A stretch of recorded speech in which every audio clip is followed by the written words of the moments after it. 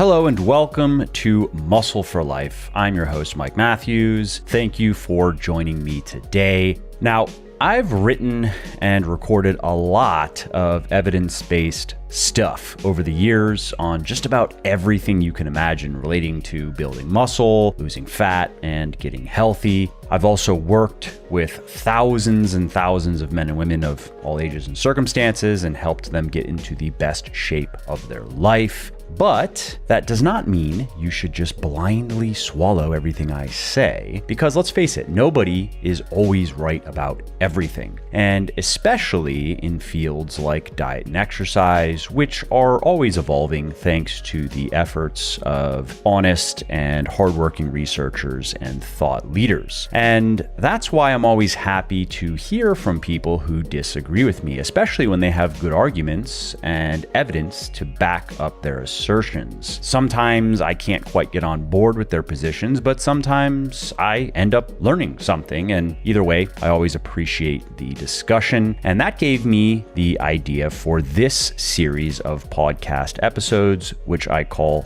Says You, where I publicly address things that people disagree with me on, and I share my perspective. It's kind of like a spicier Q&A. So what I do is every couple of weeks, I ask people who follow me on Instagram at Muscle for Life Fitness, please follow me, what they disagree with me on. And then I pick a few of the more common or interesting contentions to address here on the podcast. So if there's something that you disagree with me on, and it could be related to diet, exercise, supplementation, business, lifestyle, I don't care, anything, go follow me on Instagram at Muscle for Life Fitness and look for my Says You story that I put up every couple of weeks where I solicit content for these episodes, or just shoot me an email, mike@muscleforlife.com. All right, so here is what I'll be tackling in today's episode. The 4 to 6 rep range doesn't suit everyone, and this comes from Ando Makaka over on Instagram. And then the lack of mobility work in your routines, and that comes from Geodude17 Instagram. And finally, you can target individual quad muscles with different exercises. For instance, elevating your heels emphasizes the vastus medialis, and that comes from Sakib over on Instagram. Also, if you like what I'm doing here on the podcast and elsewhere, and if you want to help me help more people get into the best shape of their life, please do check out my sports nutrition company, Legion, which, thanks to the support of people like you, is now the leading brand of all natural sports supplements in the world. And we are on top because every ingredient and every dose in every product is backed by peer-reviewed scientific research. Every formulation is transparent. There are no proprietary blends, and everything is naturally sweetened and flavored. Now, Legion is also holding its biggest sale of the year right now over at buylegion.com. That's just BUY Legion.com. And that means that for the next few days, you can save up to 30% on our best-selling products, including our protein powders, pre-workout and post-workout supplements, fat burners, multivitamins, joint support, and more. Plus, all orders over $150 will also get a free $15 Legion gift card. All orders over $200 will get a free $20 gift card, and all orders over $250 will get a free $25 gift card. That's another 10% off. So that means that you can stock up on your favorite supplements for the winter and save up to 40%. So skedaddle on over to buylegion.com, BUYlegion.com right now and save big. You need to hurry though, because no matter what our exorbitant ERP software predicts, we run out of stock of at least a thing or two every year during our Black Friday sale. And so that means that your favorite products or flavors may or may not survive the initial onslaught. Do not risk such a calamity, my friend. Place your order now over at buylegion.com and claim your discount, and then bask in the post-purchase glow.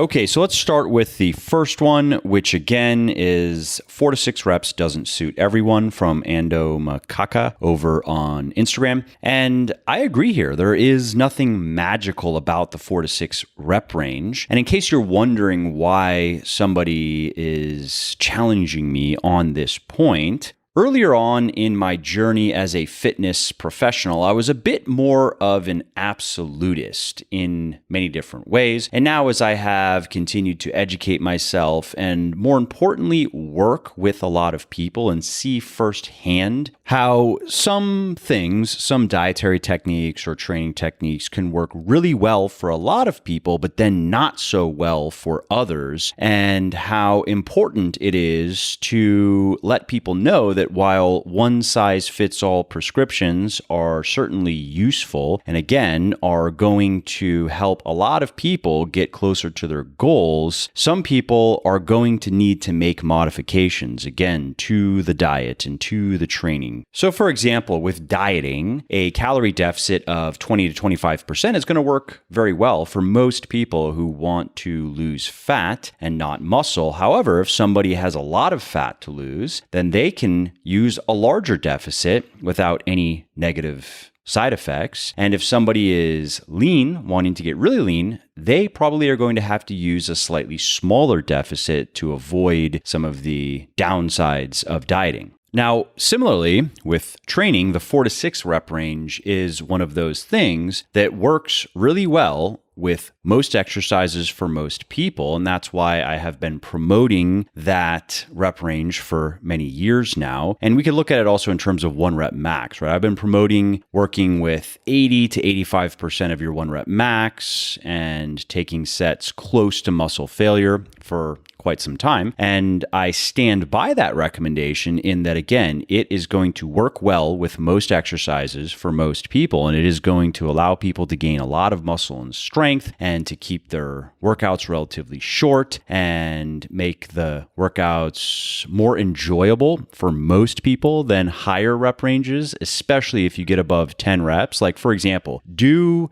sets of barbell squats for 10 to 12 reps, ending 1 or 2 reps shy of muscle failure. Do that for 4 sets and tell me that you don't hate it. And I will not believe you. It sucks. Compare that experience to 4 sets of 4 to 6 or even 5 to 7 reps. And it's hard, but it's a different type of hard, right? The higher rep ranges produce a lot of burn and a lot of discomfort in the muscle bellies themselves, whereas the lower rep work produces feelings of tension, high amounts of tension, which again is uncomfortable, but is not as painful as the high rep burn. That said, I certainly acknowledge that the 4 to 6 rep range does not work well for everyone. For example, if someone is brand new to weightlifting and they're not very strong, so women, for example, many women who just start out in the gym, start out not very strong, and to have them jump into 80 to 85% of their 1 rep max for hard sets just practically doesn't work very well. Many women I've worked with over the years find that starting with the 8 to 10 rep range is very challenging but doable, but still very challenging. Like, that feels like very heavy weight to them. And having them start with even heavier weight to work in the 4 to 6 rep range can be intimidating to the point where they actually just don't want to do it. And the same thing goes for men I've worked with, usually older men who are very out of shape and who have not lifted weights at all. They also similarly have trouble just jumping into the heavy barbell weightlifting, and it makes sense to give them an easier on-ramp in the way of lighter weights and higher reps to establish some technique and to establish some, at least like a baseline of muscle and strength. Also, injuries can come into play, and joint issues can come into play. If somebody has bad knees or bad elbows, for instance, then heavy barbell squatting and heavy bench pressing and overhead pressing may be out of the question. The only way to do those exercises without pain and without pain afterward as well, during and after the workout, is lighter weights and higher reps. Another issue that many people run into with the 4 to 6 rep range, or again with 80 to 85% of 1 rep max, is it doesn't lend itself, is not very conducive to good form on certain isolation exercises. The dumbbell side raise is a good example of that. You can do a dumbbell side raise for 4 to 6 reps with good form, but you have to be fairly strong or you're just going to be swinging all over the place, and you would be better off reducing the weight so you can maintain proper form to get the most out of the exercise. And that holds true for front raises as well, rear raises, and not so much for arm work. I think that you can profitably barbell curl or dumbbell curl or even cable curl heavier weights, for example. Same thing goes for triceps exercises that we all like to do, like the press downs and the overhead presses and so forth. But again, there are some isolation exercises that are more comfortable to do with lighter weights. Leg extensions for me, for example, although I just don't like leg extensions at all because they just kind of hurt my knees. But I know many people find them comfortable and doable at 8 to 10 reps, but very uncomfortable and sometimes painful at 4 to 6, for example. And then there are isolation exercises that are easier to just execute well and to feel the target muscle working at lower weights and higher reps. So my current position on the 4 to 6 rep range is, I think it is still one of the most effective rep ranges to train in terms of gaining both strength and muscle. It is nicely balanced in that way where the weights are heavy enough to produce a good amount of strength gain and to provide enough volume to produce a robust hypertrophy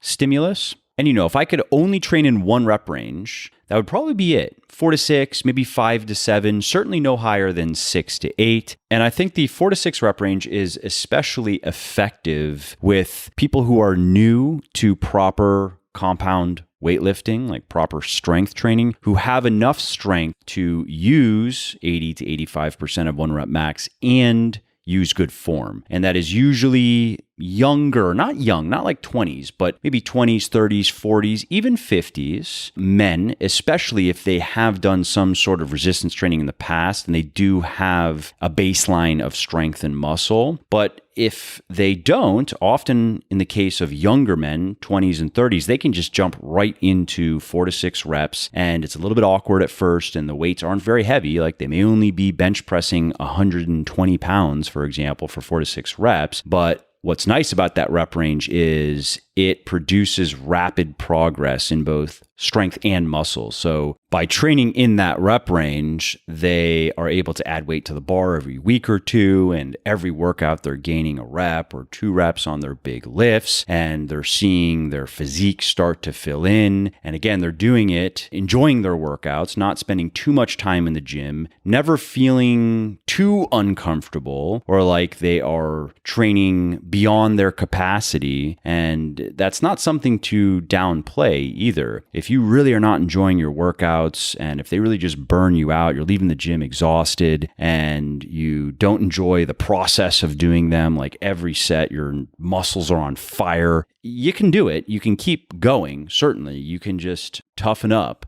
But your long-term results are going to be better if you mostly enjoy your workouts, if you look forward to most of them. You're never going to look forward to all of them. And sometimes you are just going to have to grind your way through a workout and then just be satisfied on the other end of it that you did your workout. But if most of your workouts are just grunt and grind sessions, then it's time to take a look at your programming because something should probably change. And again, if you were to start your strength training, your weightlifting with a lot of 10 to 12 or 12 to 15 rep training, you probably are not going to find that nearly as enjoyable as starting with a lot of heavier weightlifting. And especially, again, if you're a guy. Now, if you're a woman, and if you're strong already, then I would say everything I just said applies to you. However, if you are not particularly strong, if you're just a normal woman starting out with weightlifting, then I actually would recommend a higher rep range, probably 8 to 10 reps. That's where Thinner, Leaner, Stronger has women start, for example, and then incorporate some heavier work later in the program. After I know that the trainees have gained quite a bit of muscle and strength and they've gotten comfortable with the exercises and are ready to load them heavier. Now, one other thing I should mention is periodization. periodization, and particularly periodizing your rep ranges, so training in different rep ranges. Now, I have written about this extensively in my book, Beyond Bigger, Leaner, Stronger, and you can also listen to at least part of the audiobook chapter of that book here on my podcast. If you want to learn all about periodization, just search for period and it'll come up. I posted it months ago. But for our purposes here, I will just give you a quick little takeaway, and that is, if you are new to proper weightlifting, and to put some numbers to that, if you are a guy who has yet to gain his first 25 pounds or so of muscle, or if you're a woman who has yet to gain her first 10 or 12 pounds of muscle, you really don't need to get fancy with your periodization. For example, my Bigger, Leaner, Stronger program, which is what would get you there, it's designed to get men to their first 25, maybe 30 pounds of muscle, is using a double progression model, which has you work in a rep range like 4 to 6 reps on the big lifts, for example. And when you hit the top of your rep range for a certain number of sets, you then just add weight to the bar. And so it is periodized in that your reps do work up, and then you put more weight on the bar, and then they come down and you work back up. And that's also how Thinner, Leaner, Stronger works. Now, there are other ways to periodize training, of course, but I really like that method for new weightlifters in particular because it's very simple. It doesn't require spreadsheets, and it allows you to auto-regulate your training based on how you feel, and it produces reliable results. Now, as you enter the intermediate phase of your weightlifting, so if you're a guy who has already gained 25-ish pounds of muscle, which you can do in, call it, a year and a half to maybe 2 years. You are now solidly into your intermediate phase. And if you're a woman, just cut that number in half. I think that it makes sense to put a little bit more thought and work into periodization. Double progression still is very useful. And in my Beyond Bigger, Leaner, Stronger book and program, which is for the intermediate and advanced weightlifters, not just men, a lot of the stuff in there applies to women. I will do a female version of the book, but if you're a woman and you don't want to wait, you can read that book and then shoot me an email, mike@muscleforlife.com, and I'll help you with the programming, because the workouts are skewed toward common male goals, which means more upper body volume than most women would want. Most women would want the other way around. And so I could help you with that. But in that program, the primary lifts, the big lifts, the squats, the bench presses, the deadlifts, the overhead presses are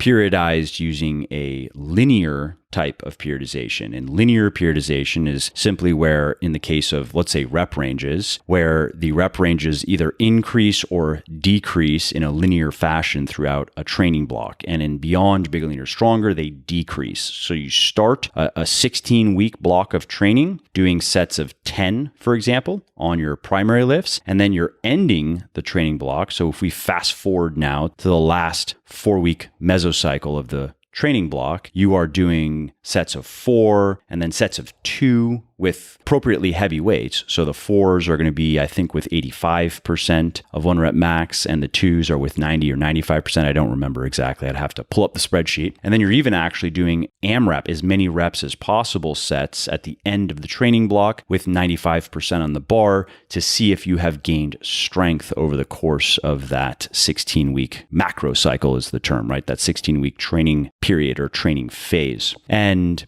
that approach, I think, is more suited to, or better suited to, intermediate and advanced weightlifters. Beginners could follow that program and do quite well, but it is more complex than it needs to be for a beginner. And that program provides more volume than is required by a beginner. And so my point with saying all that is, you have probably heard that you should be training in different rep ranges for different reasons. And I don't disagree. Now, there are many ways to do that incorrectly, and I would say fewer ways to do it correctly and productively, at least fewer ways that justify the added complexity. However, if you do it correctly, it certainly can improve strength gain in particular. That's been shown in research in intermediate and advanced weightlifters. And based on what we know about the relationship between strength and muscle, and basically what it is once your newbie gains are well behind you, the most reliable way to get bigger is to get stronger. So the methods that allow you to continually increase your whole body strength are also going to be the ones that are probably going to be best for getting bigger muscles. And so periodization has been shown to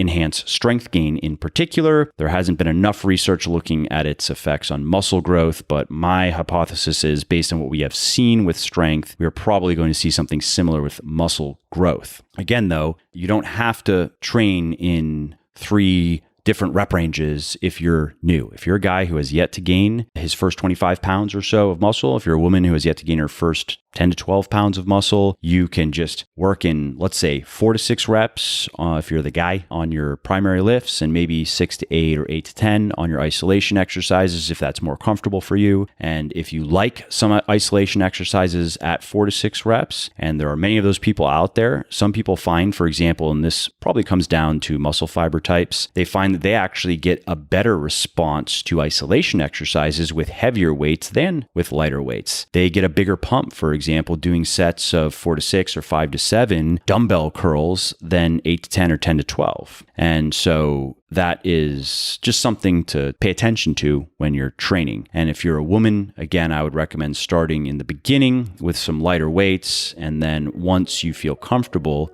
loading at least the big exercises a bit more, then you can do that. If you like what I'm doing here on the podcast, please do check out my sports nutrition company, Legion. Legion is also holding its biggest sale of the year right now over at buylegion.com. That's just BUY Legion.com. And that means that for the next few days, you can save up to 30% on our best-selling products, including our protein powders, pre-workout and post-workout supplements, fat burners, multivitamins, joint support, and more. Plus, all orders over $150 will also get a free $15 Legion gift card. All orders over $200 will get a free $20 gift card, and all orders over $250 will get a free $25 gift card. That's another 10% off. So that means that you can stock up on your favorite supplements for the winter and save up to 40%. So skedaddle on over to buylegion.com, BUYlegion.com right now and save big. You need to hurry though, because no matter what our exorbitant ERP software predicts, we run out of stock of at least a thing or two every year during our Black Friday sale. And so that means that your favorite products or flavors may or may not survive the initial onslaught. Do not risk such a calamity, my friend. Place your order now over at buylegion.com and claim your discount, and then bask in the post-purchase glow.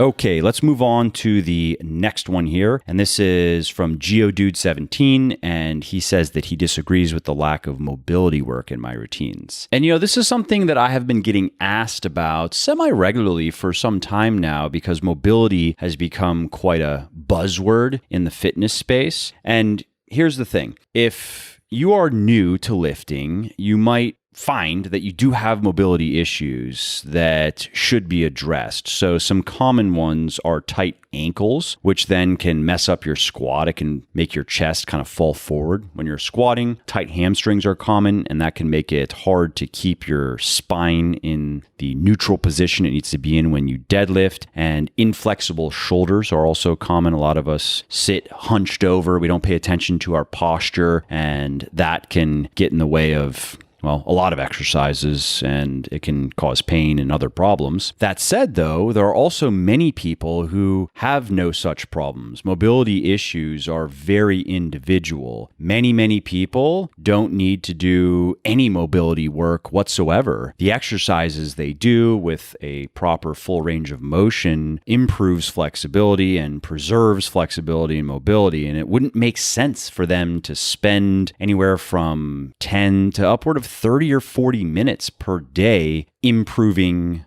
flexibility and mobility. They wouldn't notice any difference in their training, for example. None of their exercises would feel any different. They wouldn't gain strength faster. They wouldn't gain muscle faster. Now, on the other hand, if somebody has any of the issues I mentioned, or many of the other issues that you can have that can get in the way of your training or just your day-to-day living, then yes, it's worth considering mobility work to address it. So for example, I can speak to this firsthand. So for the first 4 or 5 years or so of proper weightlifting, so for me, those were years like like 8 to 12 or so. I didn't do any mobility work and I had no issues in the gym, no injuries. I don't even really remember nagging aches or pains. I mean, muscle soreness for sure, sometimes some joint soreness, but it was pretty straightforward. I would just do 10 to 12 hard sets per major muscle group per week. I'd lift mostly heavy weights. I was mostly training in the 4 to 6 rep range on most exercises, and things went really well.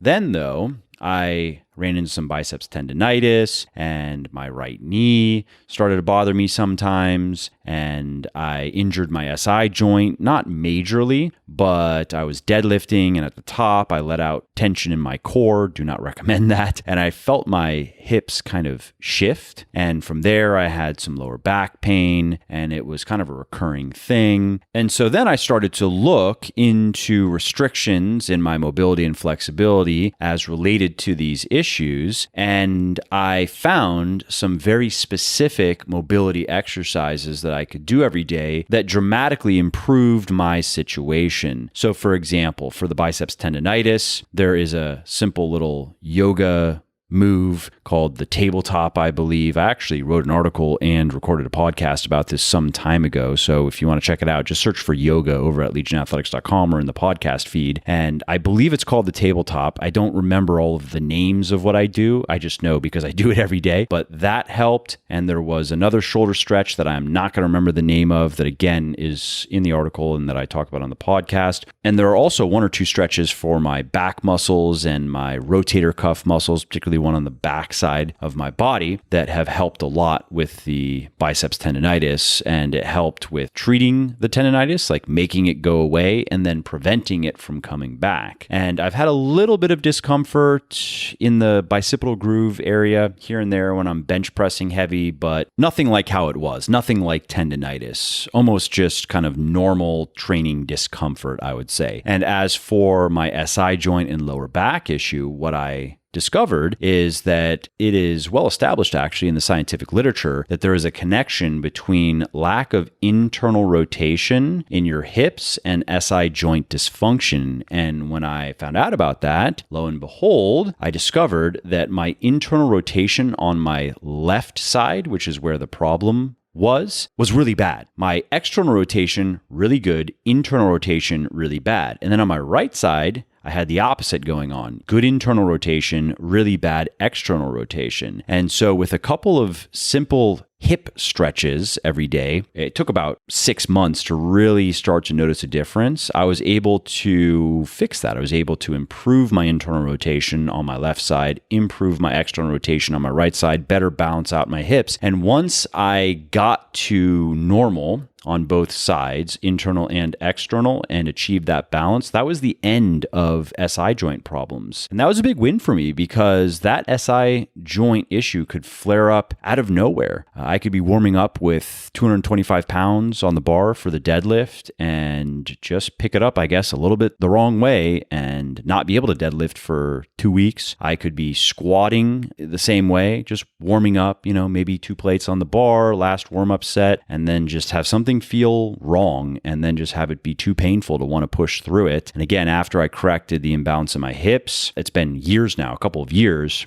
I've not had that happen once. And I've been able to work back up to heavier weights. Not my heaviest ever, but I'm getting close. I think if the gyms can stay open for the next 6 months or so, by the end of that period, I should be back to my previous PRs. Now, I mentioned that I was also having issues with my right knee, and what I found was the cause of that was quad tightness. And by working out quad tightness, that was the end of my knee pain. And pain is mysterious. It's hard to say why that is exactly, like how does that really work? But what I know is I had very tight quads on my right leg compared to my left leg. And by doing simple lower body stretching every day, specifically for the quads, in time, my right quad loosened up. So it was generally not as tight. And that was the end of the knee problems. So what is the moral of that Shaggy Dog story? Simply that mobility work should be used prescriptively. I think. Again, if you are following a well-designed weightlifting program and you're doing the right exercises, full ranges of motion, and if you're not having any major issues, if everything is pretty smooth sailing, then you are unlikely to benefit from mobility work unless you just like it. If you like how it feels, that's a reason to do it. But keep in mind that research has shown that stretching too close to your workout, so like if you were to stretch right before a workout, that can decrease performance. If you stretch too intensely, that can get in the way of recovery. And there is no evidence that being more flexible protects you against injury. And so if you have some time outside of your weightlifting and you're not currently doing any cardio, for example, I would rather have you go do cardio than start doing mobility work, because the cardio is going to benefit you. It's going to benefit your overall health in several different ways. And it is probably going to improve your weightlifting performance specifically by increasing your ability to recover in between your sets. So if you are like me, you probably rest according to the clock. If you're doing big, heavy lifts, you're probably resting 3 to 3.5 minutes in between sets. If you're doing isolation stuff, probably 2 to 2.5 minutes. And if you don't have good cardio right now and you worked on that and you got your cardio up to, let's just say, a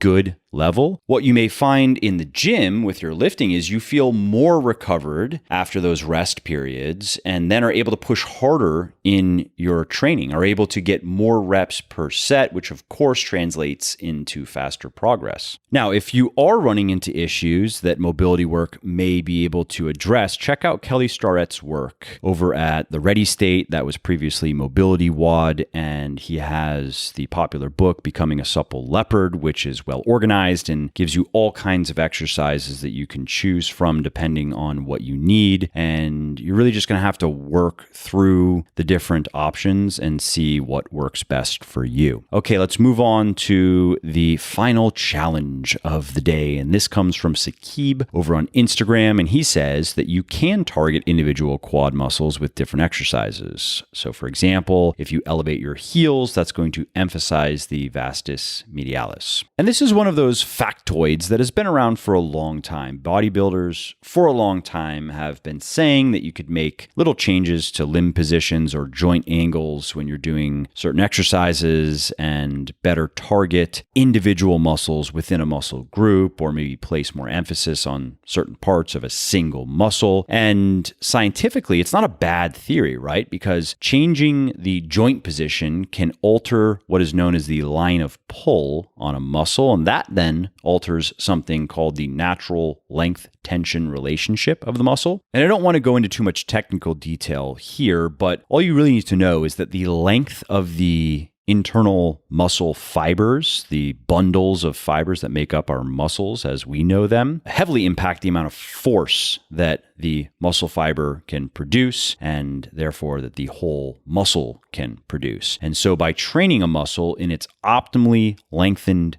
position, you should be able to produce the most activation. And the idea then is to try to get individual muscle groups into this optimal position and then load them and train them. And the majority of the research in this area focuses on a few key leg exercises. So you have the squat, leg press, and leg extension primarily, and then how each of those can be used to target different parts of the quads, right? So we have the rectus femoris, we have the vastus medialis, the vastus lateralis, and the vastus intermedius. And when it comes to squatting, research conducted by scientists at Illinois State University used EMG data to show that varying stance width has no significant effect on which area of the quad is trained, meaning that the quad muscles were more or less equally activated, whether using a wide stance or a shoulder width stance or a narrow stance. And there's another study that was conducted by scientists at the University of Miami that had participants perform 3 sets of 8 reps of parallel squats using their 8-rep max. And for each set, the participants used one of 3 foot positions. So they had the toes turned in, at least as far as they could comfortably. And then they had the toes in a neutral position, and then the toes turned out a little bit, again, as much as they could, while still keeping the exercise doable and comfortable. And the results showed that the foot position had no meaningful effect on muscle activation in the quads, but they did find that turning the feet outwards did lead to the most quad activation overall. So that is another reason to have your toes turned out a little bit. It's also going to be most comfortable for most people if you turn your toes out a little bit and make sure your knees just remain pointed at them throughout the entire squat. There's another study that looked at raising the heel height, and it found that it has no direct effect on quad activation. So I remember hearing that many years ago, that you should squat with plates under your feet because it's going to help you build your legs faster and build your quads faster. Not necessarily. Now, I say necessarily because what it does do and what research shows is that it increases range of motion, and particularly if you have mobility issues. So if you squat with a raised heel like you do with weightlifting shoes, which I would recommend using, not necessarily for the raised heel. Maybe you don't need that. Maybe you have good ankle mobility, but a good pair of weightlifting shoes does give you a very stable base that you can push off of, and that matters. It also helps you really kind of screw your feet into the ground, which is a good cue for maximizing the force transfer on the way up. Now, as far as the leg press goes, research shows that messing around with your toes, neutral, toes in, toes out, is not going to make much of a difference. If you stagger your feet, of course, you're going to feel one leg working harder than the other, so we don't need science to tell us that that's changing the activation level, but that's not very useful. It's not very practical, of course. What is practical, though, is the results of a study that looked at muscle activation with the 45-degree leg press, and specifically, the variation in the study was where the participants put their feet. So, you can put your feet high on the foot plate, or you can put your feet low on the foot plate. And what this study showed is that the low position resulted in significantly more quad activation than the high position. And so that is a useful leg press tip for increasing quad emphasis. And again, this is one of those things that we don't really need science to tell us that. If you just tried a lower foot position on the leg press, you would immediately feel your quads working harder than usual, but it's cool that there is some research to back that up. And then as far as the leg extension machine goes, there are some studies that looked at turning the toes in or having the toes in a neutral position versus toes out. And they did show some differences in muscle activation between different quad muscles in the toes out versus the toes in position. And that's kind of interesting, I guess, but not very useful because there's a question of effect size, right? So there can be statistical significance. You can say, yes, it appears that there is a cause and effect relationship here. It appears that it is not just a random fluke, but how big of a difference does it make? And in this case, I'm going to say it's just not going to make much of a difference. I mean, how many sets of leg extensions are you really going to be doing anyway when you need to be focusing on your squatting and your lunging and your leg pressing and so forth? And then there's also a point of safety because when you start twisting limbs like you would to dramatically rotate your toes in or rotate your toes out, when you're doing the leg extension, you are changing the biomechanics of the exercise and you have to take care to not get hurt. So that's it really for trying to target individual quad muscles. And it's usually the medialis, the VMO, the teardrop muscle that guys want to emphasize or target the most because it looks cool. I understand having a very highly developed VMO stands out. It's kind of like having big calves or big forearms. It's a weird bodybuilder weightlifter thing, but we're into it. And I get that, but unfortunately, that is mostly going to come down to how big are your quads, like how much muscle have you gained in your legs, and how lean are you? Because in someone like me, for example, to have clear quad definition and even some vascularity in my legs, I have to be very lean. I have a little bit of that right now, and I'm probably around 8% body fat or so, certainly no higher than 9%. And in other people, though, who just don't tend to store much fat in their legs, they can be 10, 11, 12% and have very clear separation in their quads and noticeable vascularity. And then there, of course, is just genetics, right? Some people have really big biceps. Some people have really big VMOs. And that is also it for this installment of Says You. Thanks again for joining me today. I hope you have enjoyed it. And I have a lot more good stuff coming, as always. I have a monologue coming on the best home gym equipment 2020 COVID-19 edition, how to build a home gym that works. I have an interview I did with Stan Efferding on optimizing gut health, FODMAP diet, his own vertical diet as he calls it, and more, as well as the next Best of Muscle for Life, where you get to hear hand-picked morsels from the most popular episodes that I have recorded over the years, another Q&A, and more. All right, well, that's it for this episode. I hope you enjoyed it and found it interesting and helpful. And if you did, and you don't mind doing me a favor, please do leave a quick review on iTunes or wherever you're listening to me from, in whichever app you're listening to me in, because that not only convinces people that they should check out the show, it also increases search visibility, and thus it helps more people find their way to me and learn how to get fitter, leaner, stronger, healthier, and happier as well. And of course, if you want to be notified when the next episode goes live, then simply subscribe to the podcast and you won't miss out on any new stuff. And if you didn't like something about the show, please do shoot me an email at mike@muscleforlife.com, just muscle, F-O-R, life.com, and share your thoughts on how I can do this better. I read everything myself, and I'm always looking for constructive feedback, even if it is criticism.